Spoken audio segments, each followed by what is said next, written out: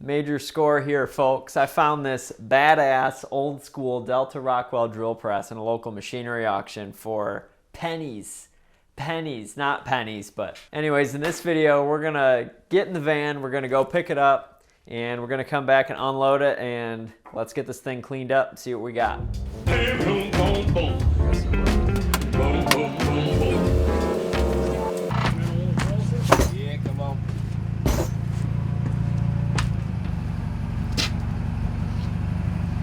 Keep coming.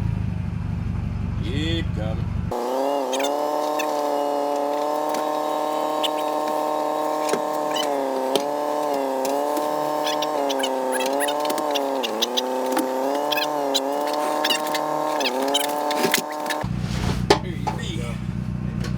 Enjoy.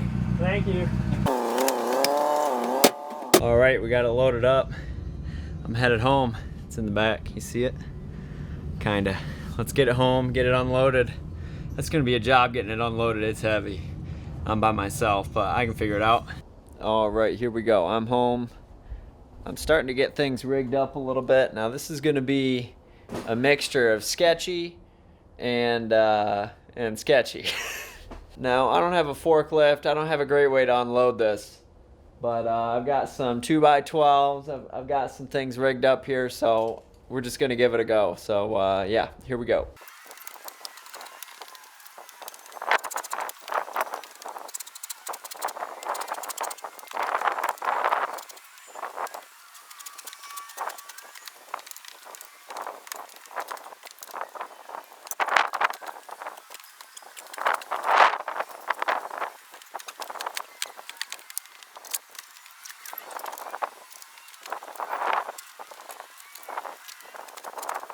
Well, here's what I'm going for. I've got the whole thing on the 2x12s now, including the electrical box.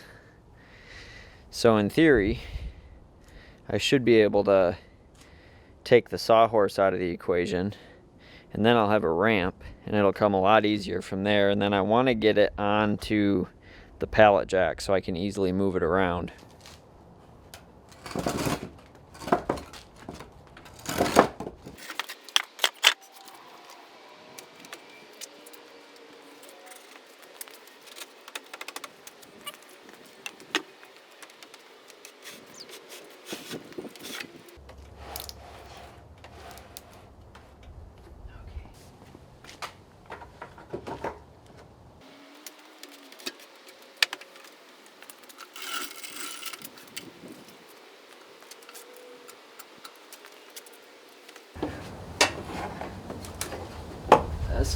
This will be a tricky part here. Oh yeah, it's a heavy bitch.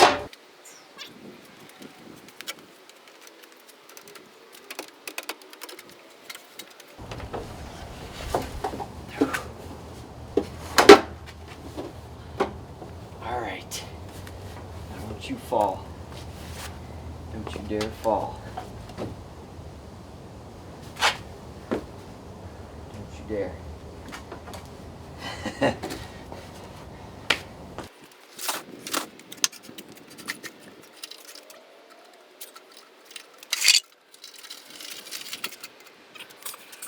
That wasn't so bad.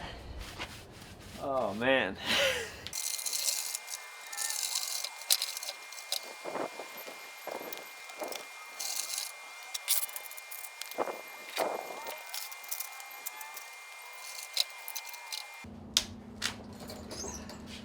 All right, so now that we've got it rolled into the shop here, let's take a look at what we got.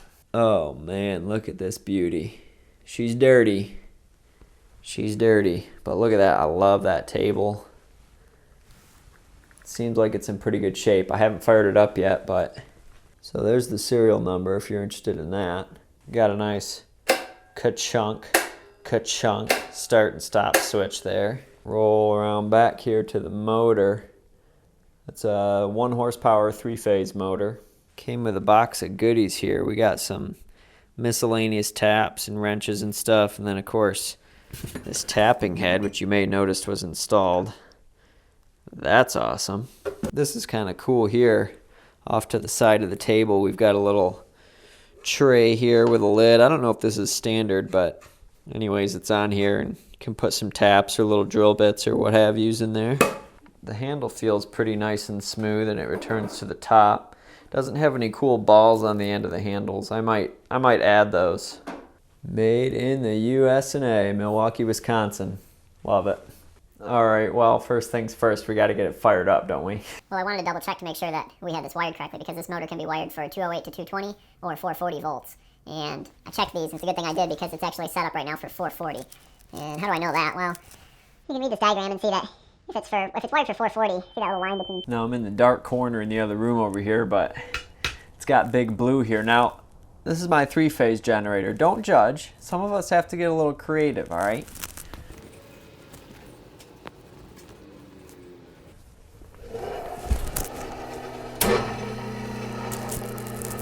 Okay, now here we go. We're gonna fire it up. I have actually not tried this yet, so what you see is what you get.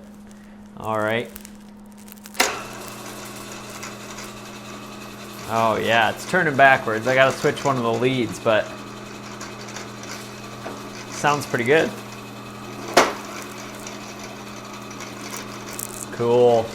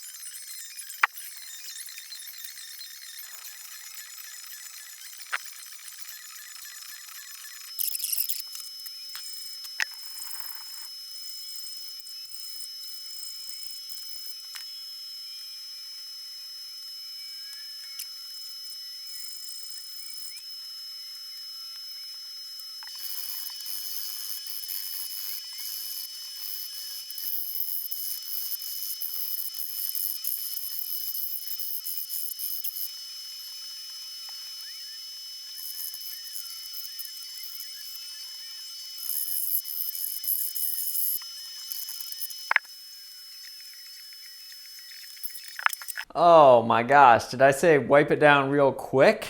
That was not quick. I've been at this for hours, but we're gonna call it. This is looking pretty good enough to me, so I'm pretty happy with this. It runs good. I oiled up the spline up here, cleaned it off. Man, that bottom had some thick grime on there. I don't know if that's ever been cleaned, but yeah, it's looking all right.